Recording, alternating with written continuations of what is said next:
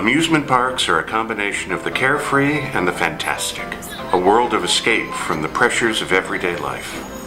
The organization of the amusement industry in the United States was not an organized progression. Evolving from the simple picnic grounds and gathering spots, recreational opportunities grew and mirrored counterparts in other continents and countries. These amusement areas were trolley parks existing solely to encourage ridership. No matter what the trolley companies built, the overall business practice was so successful that numerous playgrounds were built around America. As time went on and parks flourished, owners learned to cater to every clientele. Increasing competition for pleasure dollars and experiences created a group of ride designers and manufacturers.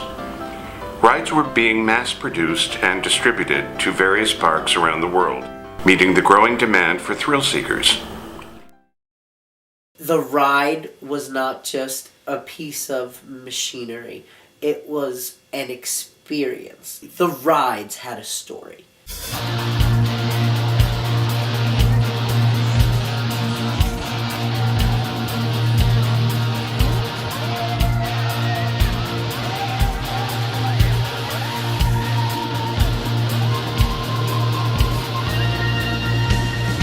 Tonight, we'll be discussing the history of some of America's greatest theme parks, situated on the East Coast. Here they are in all their glory, some of America's greatest theme parks. Stepping back in time to the year 1898, located in Cliffside Park, Fort Lee, New Jersey, there is Palisades Amusement Park. Located today in Jackson, New Jersey, just minutes away from Philadelphia and New York City, is Six Flags Great Adventure and Safari. Jumping over to Pennsylvania, we have two more parks worthy of discussion. In Allentown, we have Dorney Park and Wildwater Kingdom. And then only an hour away, we come to the sweetest place on earth, Hershey, which is home to an amusement park built around a chocolate factory, Hershey Park. So strap in and hold on for East Coast thrills. First stop, Allentown, Pennsylvania. Dorney Park in Wildwater Kingdom is an amusement park and water park owned and operated by Cedar Fair Entertainment Company.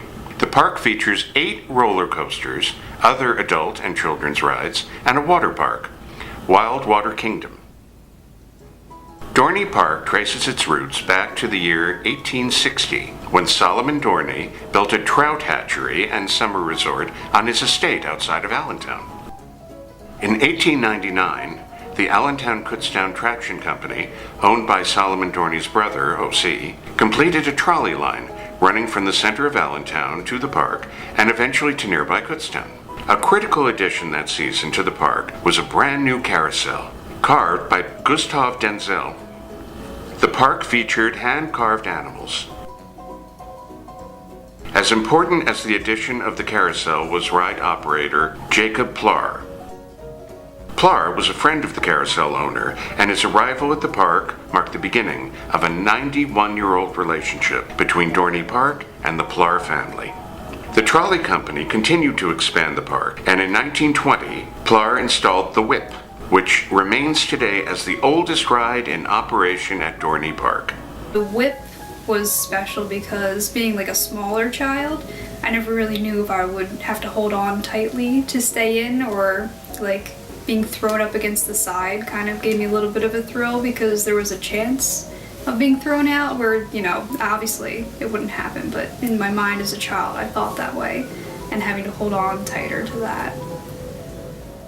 In 1923, the trolley company sold the operation to the Dorney Park Coaster Company, run by Jacob Plar's son Robert, who started working at the park in 1904 at just 9 years old.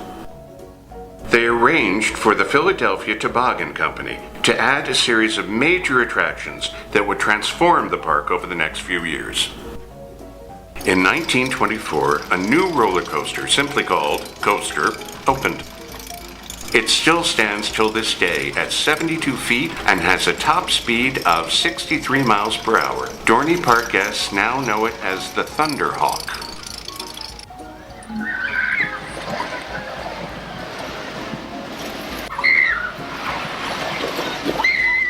In 1935, the park made an important decision to construct a new ride.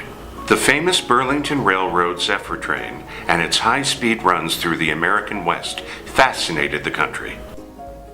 The park hired a local mechanical engineer to build a miniature replica of the train.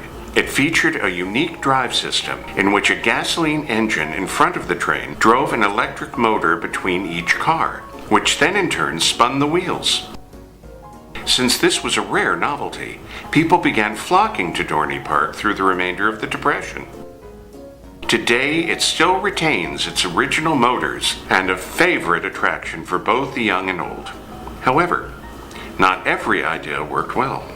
During the 1950s, Dorney Park converted one of its lakes into a fish and pay attraction. The fish proved to be a little too cooperative, and it soon turned into a money loser. Robert Ott, who worked in the park from 1937 to 1985, recalls Robert Plarr telling him, "They're catching too many fish, we gotta stop that." He told Ott to feed the fish at night after the park closed. But the fish were hungry again by the morning, which continued to cooperate for the patrons. The attraction was eventually phased out.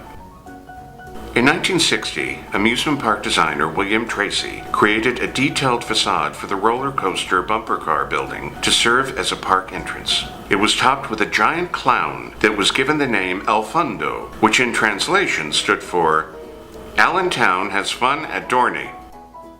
In 1963, Robert Deitch of Fair Lawn, New Jersey, brought his collection of animals to Dorney Park. A new attraction evolved a year later, Zoorama. Those who never saw Zoorama find it hard to believe that Dorney Park once housed a zoo. The park achieved international recognition in 1967 when the movie Where Angels Go, Trouble Follows, starring Rosalind Russell, was filmed at the park. On the day of filming, guest patrons arrived at the park as early as 8 a.m., forcing Dorney Park to open its doors 4 hours early. Even though Dorney Park only made it into the film for a few minutes, it provided priceless publicity for the park. Dorney Park's 100th anniversary was approaching, and a giant celebration was planned for the 1984 season. However, what laid ahead, no one could imagine. On September 21st, 1983, as the park was preparing to close for the winter, a fire broke out in a refreshment stand. A heavy wind then carried the flames and started an inferno. Firefighters were called in to take on the blaze, but when all was extinguished, the heart of the park was destroyed. The most painful was the loss of the magnificent old carousel, which was now nothing but a pile of ashes. The total loss in the park was estimated at $3 million. Since the park was fully insured, cleanup and reconstruction began immediately. On May 22, 1985, Robert Ott retired after nearly 50 years at Dorney Park and sold his family's interest to Harris and Weinstein, who was married to Deborah Plarr, Jacob's great-granddaughter. In 1985, Wildwater Kingdom, one of the largest water parks located in Pennsylvania, opened within Dorney Park with over a dozen water rides and pools. This was also the first non-standalone water park in the country. Weinstein kicked off his term at Dorney Park by adding Laser, a steel track roller coaster featuring 2 loops built on the former site of Zoorama.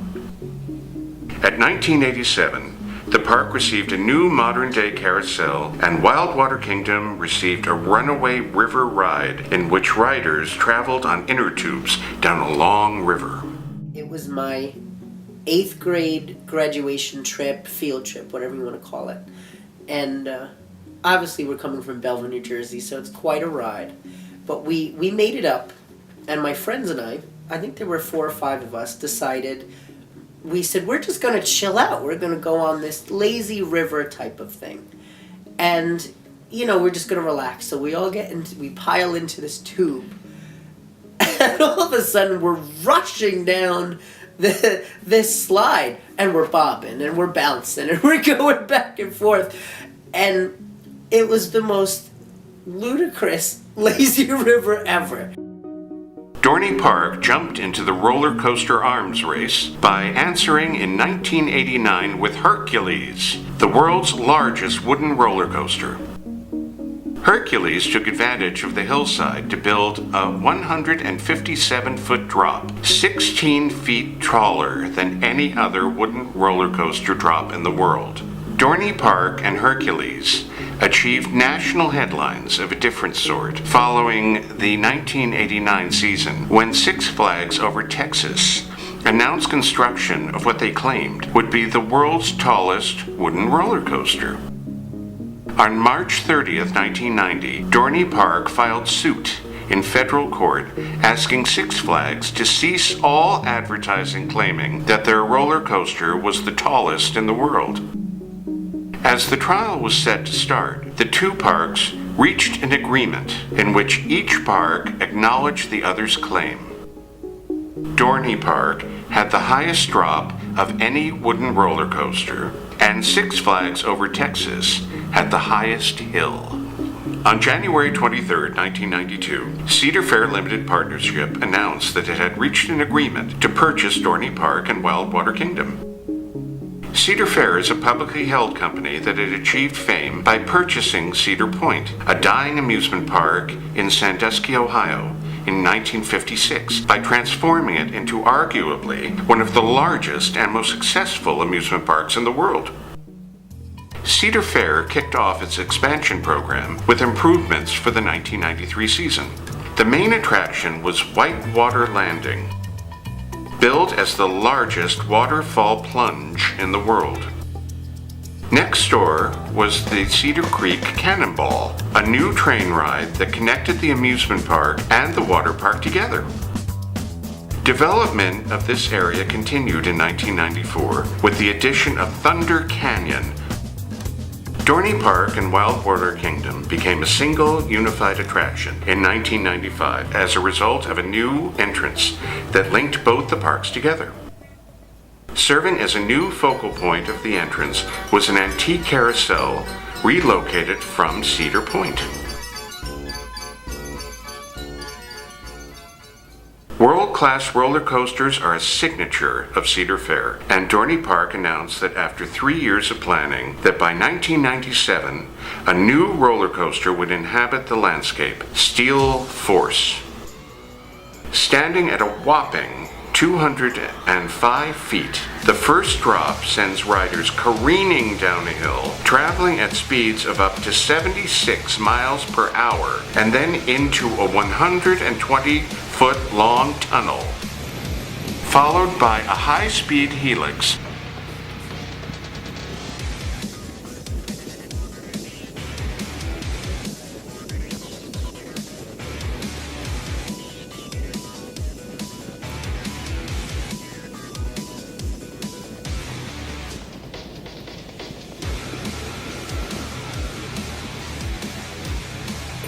Only to come back and complete a set of bunny hills all the way back to the station.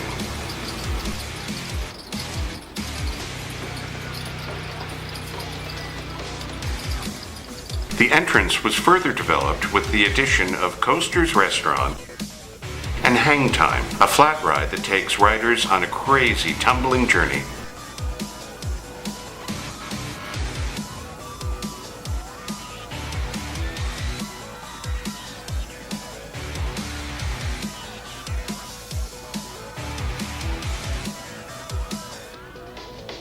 The central portion of the park received the most attention in 1999 with the construction of Dominator, a 200-foot tall tower that contained two rides. One tower that shoots riders 160 feet in the air, and the adjacent tower that drops riders from 175 feet in the air. In 2000, Dorney Park converted Berenstain Bear Country into Camp Snoopy, now Planet Snoopy, a 2-acre area that resembles a campground but contains rides for the entire family. Talon, another signature roller coaster, greeted park visitors at the front gate in 2001. Riders are suspended underneath the track rather than above, and are flipped upside down 4 times at speeds of up to 58 miles per hour.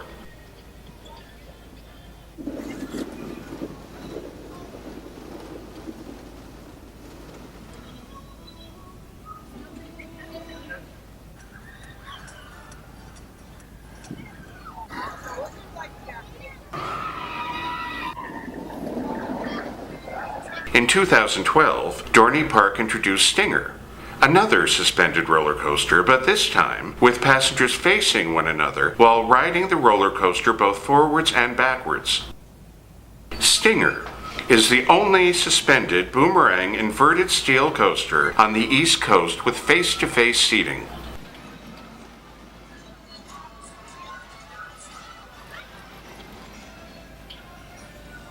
New for 2015 is the Cedar Creek Flyers. Riders sit in one of 8 eagles suspended from arms 28 feet in the air. As the ride spins, the eagles will swing outward and riders have the unique opportunity to control their flight experience. Today, Dorney Park boasts 8 roller coasters, 6 thrill rides, 17 family rides, 3 water rides, and 18 slides at Wild Water Kingdom, and is the only theme park in Pennsylvania to charge 2 parks for the price of 1. Next stop, the sweetest place on earth, Hershey. Hershey Park is the largest amusement park in Pennsylvania. But Hershey Park was not always a successful theme park. Milton Hershey gained his first taste of the candy business in 1876 when he opened a candy shop in Philadelphia. Failing many times in expanding the business, though he had only a 4th grade education, he kept trying and eventually succeeded in 1886 when he opened a caramel manufacturing company in Lancaster, Pennsylvania.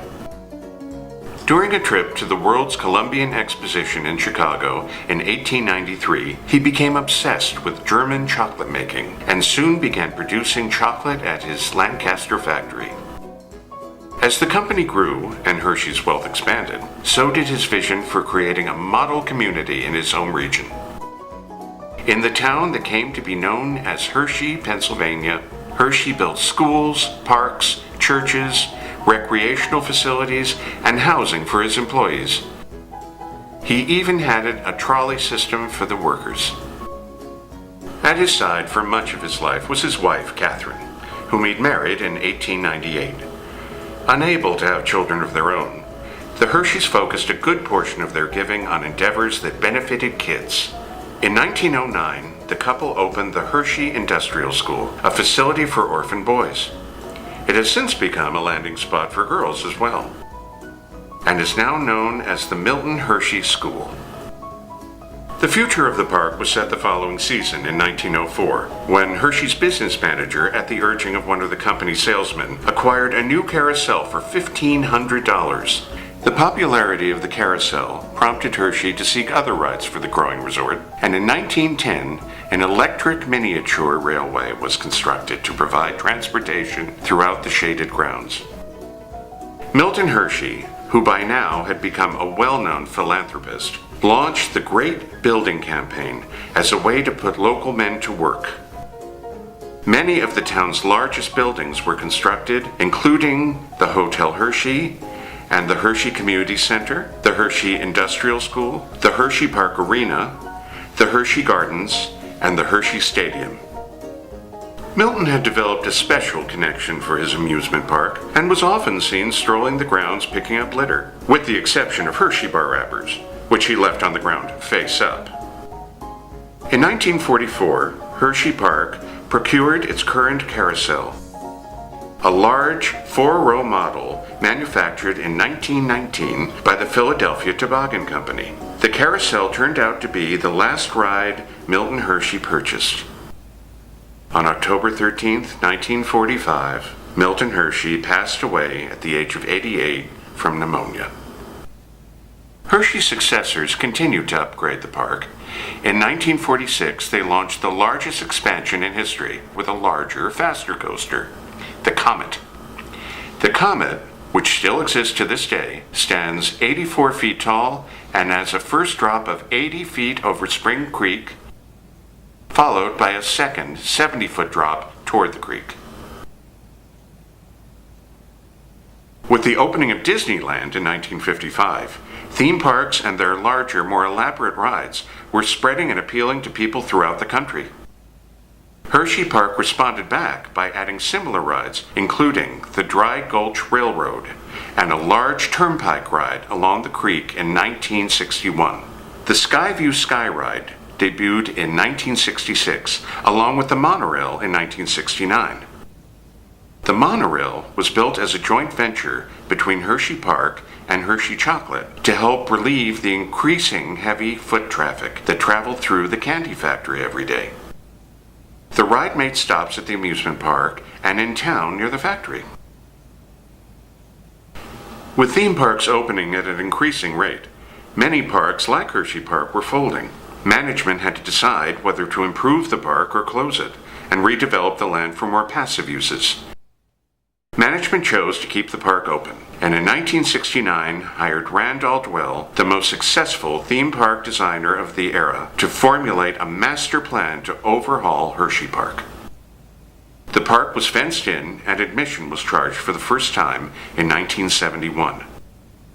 Plans were announced for a 5-year redevelopment plan that would expand the park into a series of themed areas, construct new buildings, and add larger rides that were now considered the norm in the theme park era. However, in June of 1972, Hurricane Agnes devastated the park. Spring Creek overflowed its banks, washing away cars from the turnpike ride and destroying the Lost River Mill chute so severely that it never reopened. Hershey Park, reluctant not to give up, started a redevelopment which immediately kicked into high gear in 1973. Located at the entrance to Hershey Park, Chocolate World features food service areas, gift shops, and a ride throughout a simulated chocolate factory.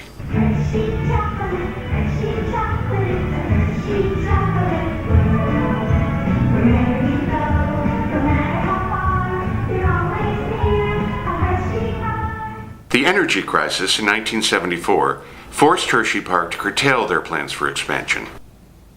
However, 2 rides were introduced, a sky ride linking Rhineland with the back of the park until the ride was dismantled in 1992, and the Trailblazer family roller coaster that was built right into the park's ravine. Expansion in 1975 focused on a 4-acre piece of land in the back of the park. The new area was showcased by the Kissing Tower, a 330-foot tall observation tower with windows in the shape of Hershey's Kisses. The hilltop location was perfect for this attraction because it was also the highest point in the park. In 1977, the park unveiled a brand new roller coaster, the Super Duper Looper. Built adjacent to the Comet, the ride cost $2 million to construct, stands only 85 feet tall, and was the world's first roller coaster on the East Coast to feature a loop. In 1991, Hershey Park opened up their second newest roller coaster, Sidewinder.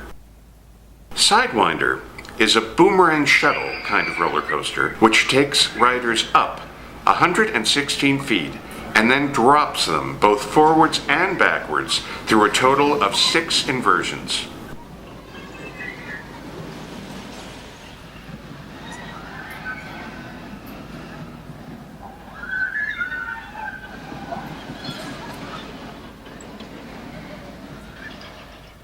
Park development moved to the other end of the park in 1998 with the addition of the Great Bear, a $13 million coaster from noted Swiss coaster manufacturer Bollinger and Mabillard. The ride represents a new generation of roller coasters in which riders are suspended underneath the track. This added an extra thrill because the Great Bear's track location winded along and above Spring Creek and through the tracks of the Super Duper Looper. After adding 3 roller coasters over the past 4 seasons, Hershey Park had established itself as the roller coaster capital of the East and did not intend to lose that reputation. In 2000, they opened a twin wooden racing roller coaster called Lightning Racer. The two separate tracks, named Thunder and Lightning, race each other along 3,400 feet of track at speeds of up to 51 miles per hour, and narrowly escape colliding with one another on several occasions. Not to outdo themselves, but in 2004, Storm Runner was introduced.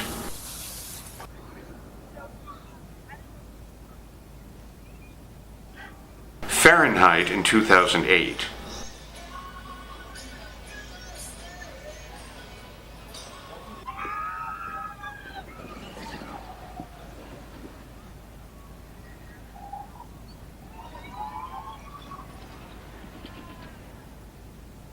Sky Rush in 2012.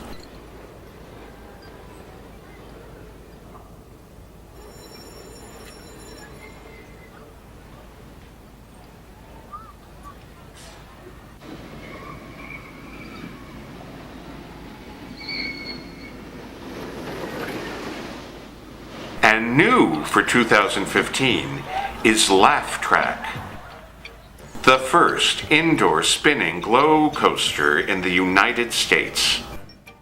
This family-friendly house of laughs spins riders through an exciting adventures of sights and sounds, complete with glimpses of colorful characters, a dizzying hall of mirrors, and more. Laugh Track is the funhouse of the 21st century, offering a new experience with every ride. Why don't we jump back into the car and head back to New Jersey, specifically Jackson, New Jersey. At Six Flags Great Adventure, nothing is small on 2,200 acres of land. The park is the second largest entertainment resort in the world that boasts the biggest animal park outside of Africa. Six Flags Great Adventure was the vision of Warner Leroy, who came from a strong show business pedigree.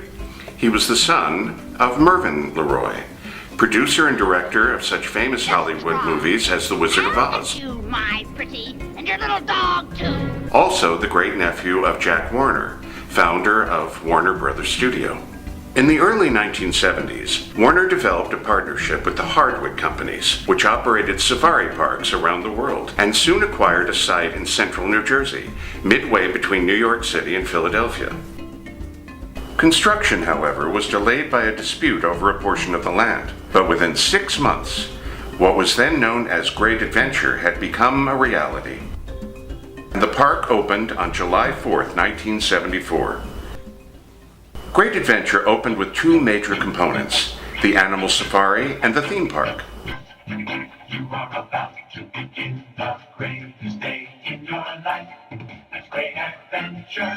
You are about to explore the greatest place in your life. That's great adventure. Ride the giant Ferris wheel, look around for miles and miles, see the other rides down below. A place to bring the family, a place where you can really let go. Great adventure is here. It's a place you'll remember the rest of the year. Look on a film ride and feel the greatest thrill in the world.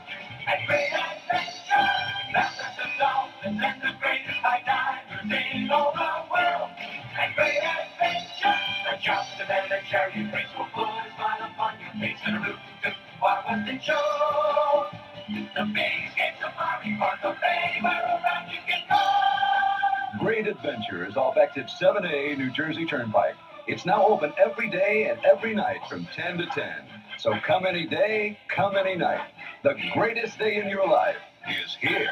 Open your eyes, the greatest day in your life is here. At Great Adventure. One of the best attractions to permeate the landscape was the carousel.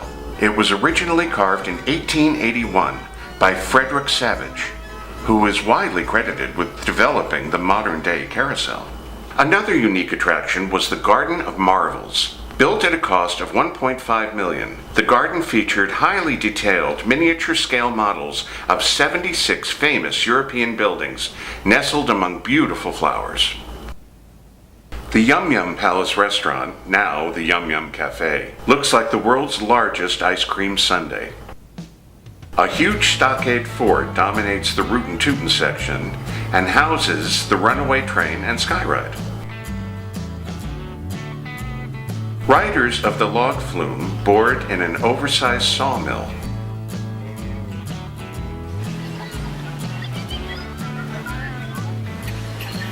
A gift shop was housed in a 70-foot-high teepee, and a gigantic Conestoga wagon served as snack bar.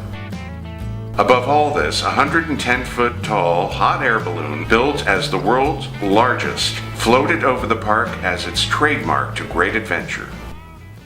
A new main entrance area greeted visitors with an early American theme in honor of the country's bicentennial. A high-speed roller coaster ride called Alpen Blitz debuted and lasted until the 1978 season. Great Adventure supplemented its antique carousel in 1977 with the spinning top gondola ride. Also manufactured by Frederick Savage in 1881, the ride featured 8 hand-carved gondolas that traveled along a rolling hills type track. Unfortunately, the ride never lived up to the overwhelming reputation the carousel had, so it only lasted a few seasons. Six Flags' origins date back to the year 1961, when Texas real estate developer Angus Wayne opened a theme park to anchor the Great Southwest Industrial District. The GSID was a 5,000-acre development located in Arlington, Texas, midway between Dallas and Fort Worth.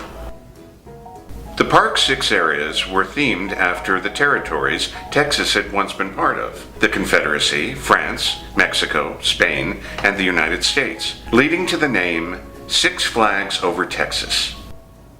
By establishing concepts such as the pay-one price admission and introducing rides like the Runaway Mine Train and Log Flume, Six Flags Over Texas succeeded where others had failed. After purchasing Great Adventure, Six Flags, like its previous owners, believed in continuous improvement and kicked off the park's 1978 season with Lightning Loops, which represented one of the most advanced roller coasters built at that point. The ride had 2 separate tracks that launched trains from a platform through a loop and then did the entire ride backwards. The 2 loops interlocked with each other, providing close calls for both rider trains. Scariest roller coaster would be Lightning Loops at Great Adventure. The only roller coaster that I've ever ridden on that actually had a drop, a real drop. No slant to slow it down and then pick up speed. This was an actual push off the cliff. And when you dropped, everything came out. There was no stopping it. And then it had the nerve to go backwards with the same drop. You had to do both loops, and there was a red and a blue, so there was 2 sides to it. And they would actually loop at simultaneously, so you would see the other person. Lots of people threw up on that ride. Lightning Loops was followed in 1979 by another unique twin-track roller coaster, Rolling Thunder. While each train was racing alongside one another, each track on Rolling Thunder had its own set of hills. At the time, cordless power tools were not available, so it took hundreds of carpenters, contractors, and construction workers with hand saws and hammers to build a wooden structure of this size. The skyline changed in 1983 with the addition of the 130-foot-tall freefall and the 250-foot parachuter's perch.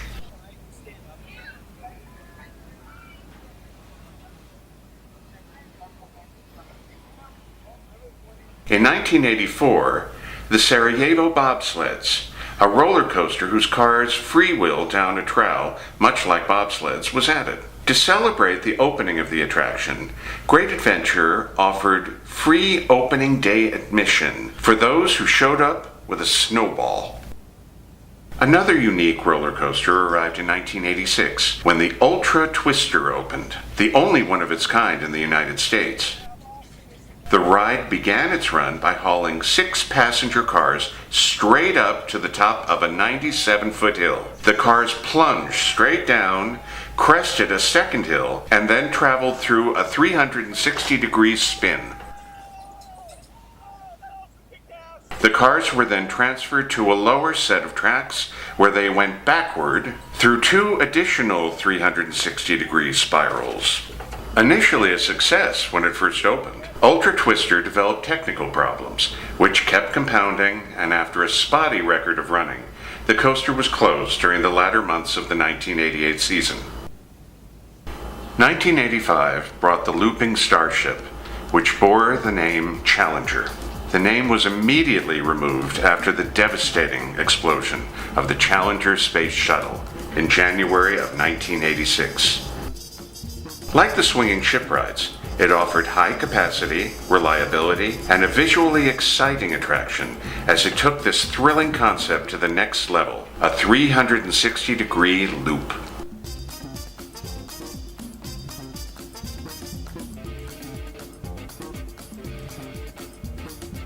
As the 1980s came to a close, the race to build the tallest and fastest roller coaster started anew.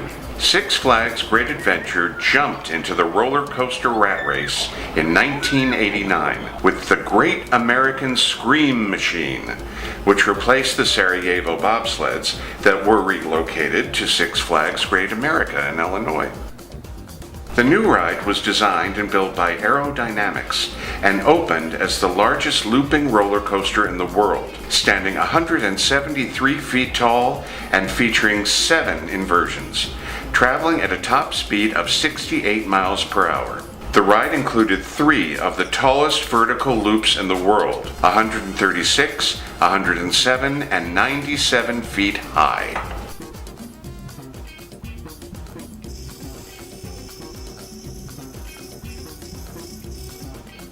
The 1989 season also marked the debut of a tradition at Six Flags Great Adventure when the park stayed open for 2 weekends in October for Halloweekends.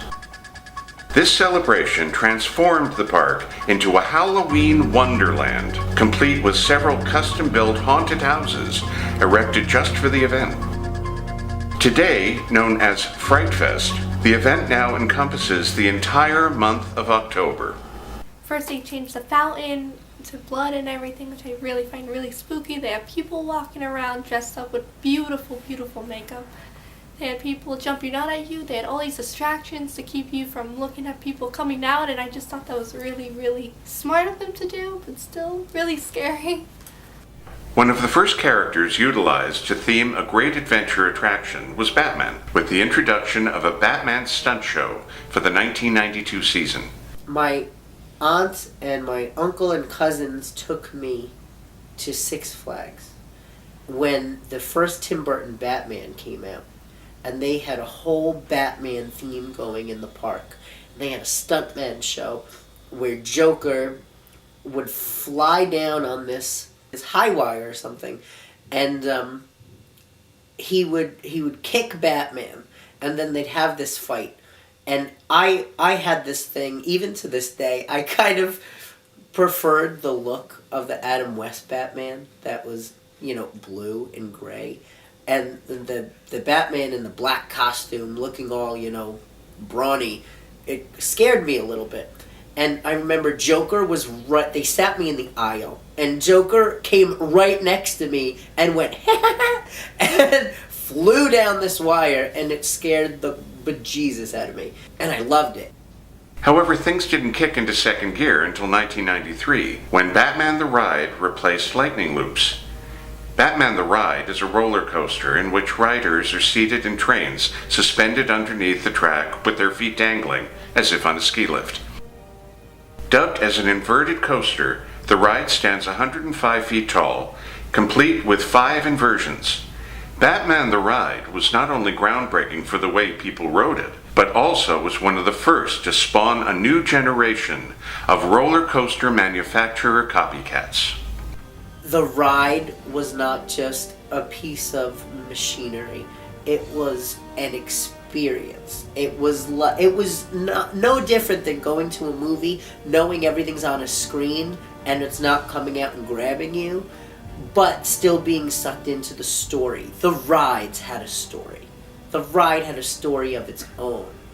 And now at this age, I'm going, no, my feet are dangling. No, I'm going to go upside down. I can't. My body can't handle it. My stomach can't handle it. The 1995 season saw the addition of Viper, a one-of-a-kind steel track roller coaster from Togo of Japan. The 89-foot-tall ride occupied the former site of Ultra Twister and was themed to resemble a southwestern ghost town. It also featured a heart-lined spiral at the end of the ride. Unfortunately, Viper's performance proved to be as bad as Ultra Twister's, and in 2005 it was removed to make way for El Toro. New roller coaster tracks painted the skyline of Great Adventure for the 1997 season with Batman and Robin, the Chiller.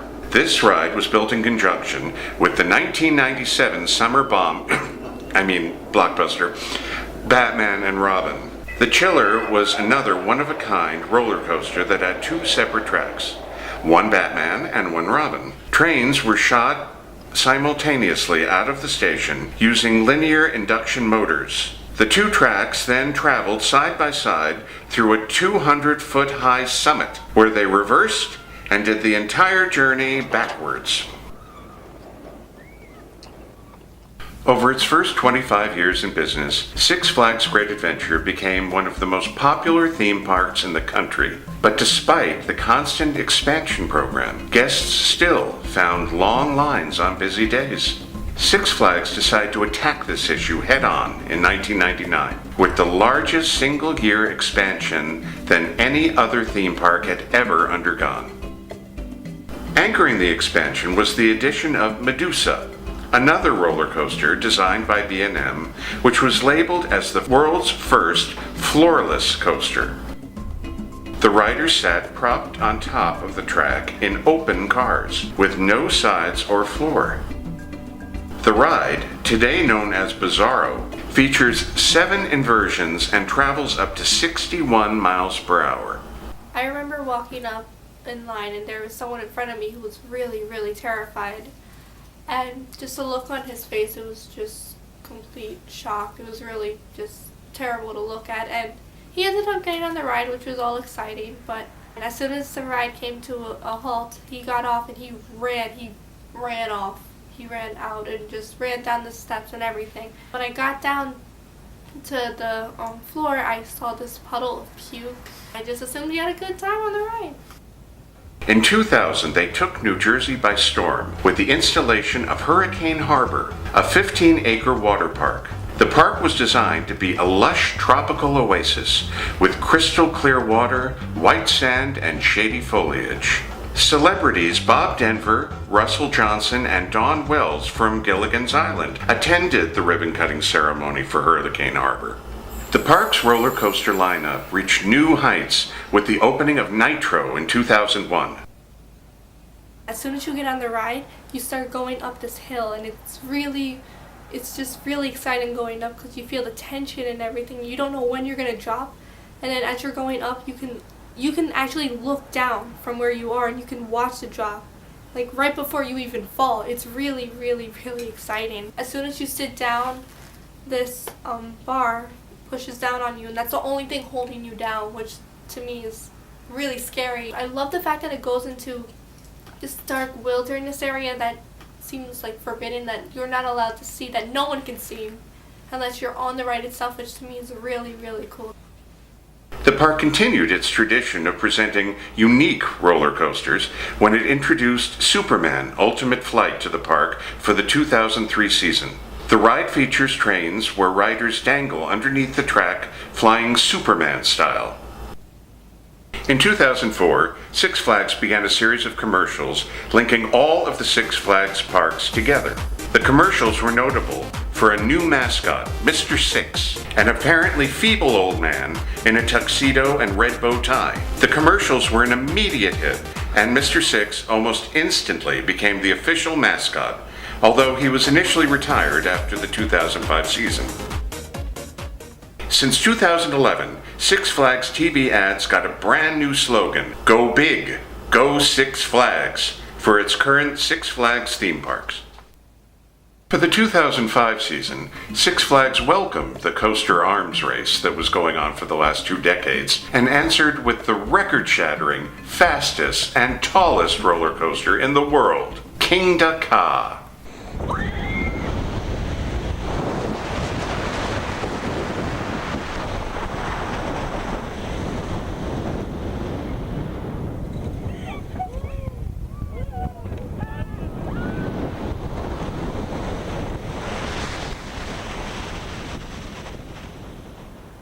An announcement was made that the 10-year-old Viper roller coaster was being removed, and in its place opened El Toro in 2006. El Toro was the first prefabricated wooden coaster in North America that supplies riders with an amazingly smooth ride. This wooden beast stands at 181 feet and travels up to speeds of 70 miles per hour. With the success of the summer blockbuster The Dark Knight in 2008, came the addition of the Dark Knight Coaster. The ride system for the Dark Knight Coaster is a common Wild Mouse track circuit, but featuring custom-designed ride vehicles resembling subway cars. The coaster is housed in a steel building, and theme elements are placed along the course of the track, with Batman and the forces of the Joker battling in Gotham City as guests ride in the subway cars. The year 2009 said goodbye to the 21-year run of the Great American Scream Machine and hello to the Green Lantern. New for 2015, Six Flags Great Adventure added El Diablo, a 7-story tall looping steel coaster. El Diablo gains momentum by rocking riders back and forth until riders soar through a full 360-degree loop again and again and again. Our last park that we will be discussing takes us back to the year 1898. No amusement park in the world has ever aroused a greater sincerity for its fans than the 38 acres of New Jersey land that was once referred to as Palisades Amusement Park. Parents reciting tales of their memories as bedtime stories, or the sight of the mechanical Laughing Sal mannequin that watched over the entrance to the old funhouse. Teenagers would save their money for the park by doing odd jobs, or gathered up soda bottles to redeem for a 2-cent deposit. Even matchbooks were good for free admission. In the late 19th century, the most common form of transportation was the electric power trolley, which carried people to and from their everyday jobs. Since power companies charged the lines a flat monthly fee for the electricity, the trolley lines saw little or no profit on the weekends. In mid-1809, the Bergen County Traction Company in New Jersey purchased 38 acres of undeveloped wooded land in Cliffside Park and Fort Lee. These two towns are located 200 feet above the Hudson River on the New Jersey Palisade Cliffs. This area was opened to the public in 1898 and known as the Park on the Palisades. The trolleys that would travel up the 200-foot cliffs gave passengers breathtaking views of the Palisades and New York City. Midway up the cliffs, the trolleys turned at what was called Horseshoe Curve. Some people chose to take scenic walks up and down the Palisades. Fences made from tree limbs lined the walkways. This area became popular with young couples and was known as Lover's Lane. After 10 years of ownership, the trolley company divvied up the property, keeping the Edgewater land for their transit system and selling off the park atop the Palisades Cliffs. The new owners were Frank Knox and August Newman. For the 1908 season, Knox and Newman hired Alvin Dexter to manage the park. He was a well-known theatrical performer in the East and became the first in line of many showmen and showwomen who pioneered Palisades to the top of the amusement industry. In May of the same year, nearly 50% of the nearby area's population came to visit the establishment. patrons and investors were struck with bewilderment at the sight of newly built rides and attractions. The park on the Palisades was officially renamed Palisades Amusement Park. Guests who flocked to the park were regularly entertained by the aeronauts who flew zeppelins over the cliffs. The zeppelins that flew out over the Hudson River thrilled the patrons, as well as guaranteed a consistent headline in the local newspapers. The park's first roller coaster was the Figure 8 Toboggan. The FET was not only the first roller coaster at Palisades Amusement Park, but also the biggest ride the park offered in 1908. A steam engine powered a chain lift elevator that elevated the coaster trains up to the starting platform. From there, gravity did the rest. Palisades was set to compete with the finest amusement parks in the country, including its biggest and closest competitor, Coney Island. The main midway running down the center of the park was known as Paradise Alley. For guests who were not into games or thrills, a dance hall was built in 1908. The hall was designed by Alvin Dexter's son Granville, complete with restrooms and a kitchen. The dance hall sparked controversy with the surrounding communities because dancing on a Sunday was considered a violation of God's law.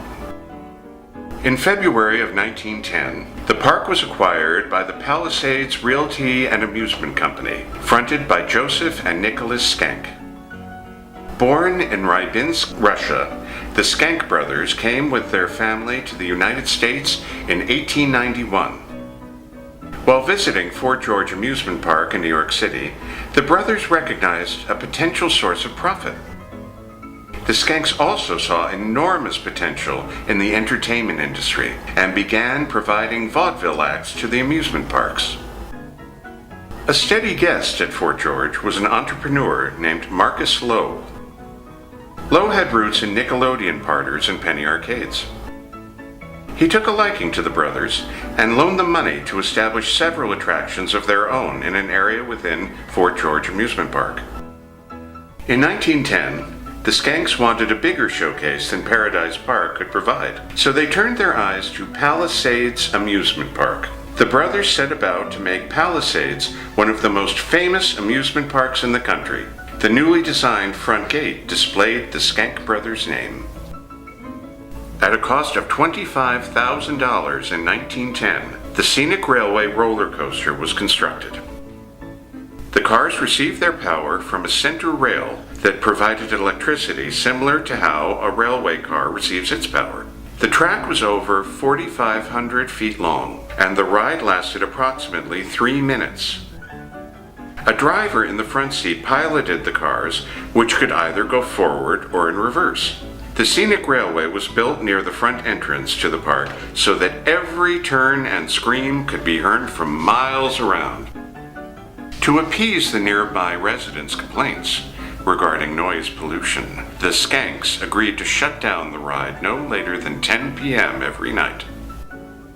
The first Ferris wheel at Palisades was said to be one of the largest in the U.S.A. It was at the Toronto, Canada Exposition for 3 years before being transported to Palisades.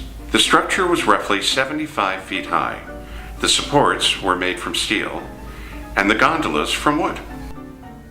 In 1920, a redesign of the old Figure 8 Toboggan was completed and christened as Deep Dip Thriller, and lasted until 1925. Palisades' biggest competitor, Coney Island, invested most of its money into beaches, which did not faze them. The Schenck brothers took their investment to the next level and not only built a compact version of the ocean, but brought the beach to the ocean. In 1913, the brothers began to construct what would be known as the largest outdoor saltwater pool in the world. The pool was about the size of a city block, but 3 times as long, and in the center of the pool, an island rested so swimmers could recline. To complete the fantasy, a couple hundred tons of beach sand were transported from the Atlantic coast to create the artificial beach. The salt water needed to fill up the pool was funneled from the Hudson River by immense pumps. The saltwater pool officially opened at Palisades Amusement Park on June 8, 1913, and was officially billed as being able to accommodate approximately 10,000 guests. On the pool's artificial beaches, guests would lose valuables the same way they would on a real beach. During a 3-foot deep old sand replacement in 1929, workers found necklaces, cigar cases, beach glasses, rings, gold pieces, assorted change, and even false teeth. Waterfalls were added to the pool to give it a bit of flair. When the water ran down the falls, the scent of salt water filled the air, giving guests the illusion of being at a real beach. Many guests who visited Palisades only came to use the pool. Season passes were offered, which also included free admission into the amusement park. In addition to the scenic railway and the thriller roller coaster, the Old Mill Ride featured boats that floated through man-made caverns, which became the best place for romantic couples. Palisades followed the trend and renamed the ride the Tunnel of Love. Oh, Tunnel of Love. When I was young, it didn't mean anything, but when I got a little older and discovered girls, Tunnel of Love, that was the place to go. And I remember that when we wanted to go there, we would always hope that the girls would wear a little dress instead of shorts, because when the air pumped up, and especially if they had never been through before, it was like a shock to them, and it gave us a little view. I mean, back then that was the biggest thing. We would wait for them to walk over that air so that we could look and peek at their panties, you know. The Virginia Reel was a prominent ride at Palisades. Guests gathered into wooden tubs, with each tub being able to accommodate 8 riders at a time. The tubs would make their way up a lift hill and then make their way down along slopes, inclines, curves, and tunnels. Because of the Skank Brothers' connections in Hollywood, Palisades Amusement Park hosted many top entertainers with the help of the William Morris Agency, which was within proximity to New York City, where most of the top acts in the world performed. Joseph Skank married film star Norma Talmadge in 1917 and joined film mogul Louis Selznick in his film operations in Hollywood. 2 years later, Skank was made president of Lowe's Incorporated. In 1924, he helped the merger that created Metro-Goldwyn-Mayer. The Skank brothers leased Palisades to a pair of show business brothers, Irving and Jack Rosenthal. In 1927, they constructed the Cyclone roller coaster at Coney Island. But it still wasn't enough. 5 years later, they went to the Skank brothers and offered to purchase Palisades for about $1.5 million, but the brothers turned down the offer. In 1935, the Skanks and the Rosenthals struck a deal to lease the park with the option to buy. One of the Rosenthals was often reported to have roamed the park and mingled with visitors. Well, I came off the ride and I was actually nauseous. So I went over to the side because I didn't want to on the sidewalk, and of course stuff came up from my stomach, and I just didn't feel good. This old man came over, and of course I didn't know who he was, and he said to me, "Are you all right, son?" I said, "No, I'm not." I said, "I come off the ride." He said, "Was it the ride or was it you ate?" And I guess he looked at the stuff and he seen hot dogs, you know, pieces of hot dogs there. And he said, "Oh," he said, "you really had a treat, huh?" I said, "Yeah." I said, "Yeah." I said, "Now I'm going to be hungry and I'm going to want to go home." So he took out this little card and he wrote on it his name, and he said, "You bring this to the stand and order anything you want and just give him this card." And I was just amazed because it was like, is this fella Santa Claus, you know? Later on I found out that he actually was the owner of the park, and he just happened to be walking through, and just, I mean, where would you find someone that would do this in an amusement park or today? You just wouldn't find it. It just wouldn't happen. To help quench the guests' demand for more and more daring rides, Palisades developed the Skyrocket roller coaster in 1926. In 1944, a massive fire destroyed the skyrocket, but was later redesigned and reconstructed. Once it was reopened, the roller coaster was renamed the infamous Cyclone. At nearly 80 feet tall, it was considered by experts to be the greatest ride ever built. When the 1962 Freddie Cannon song Palisades Park hit the music charts, it quickly rose to the number 3 position nationwide. The song was written by a young executive at NBC named Chuck Barris, who later went on to produce hit shows such as The Gong Show, The Newlywed Game, and The Dating Game. By the 1960s, rock and roll was at its peak, and many musicians made their New York debut at Palisades. Some of the people that made their debut were the Jackson 5, Diana Ross, Tony Bennett, and Frankie Avalon. Starting in 1967, Fort Lee and Cliffside Park set about to say farewell to Palisades Amusement Park. The two towns got together and rezoned the property for the construction of high-rises. In 1969, rumors began spreading about how the park was going to close, and on September 12, 1971, the rumors came true. The Rosenthals sold Palisades Amusement Park for $12.5 million to the Centex Winston Corporation of Texas. Residents and patrons abroad were shocked as the word spread. One school in New York even wrote a letter to President Nixon begging him to advocate, but it was too late. I will say that I was not immediately aware when it did close. I just never even thought that it was going to close. When we got there, we realized the park was now closed.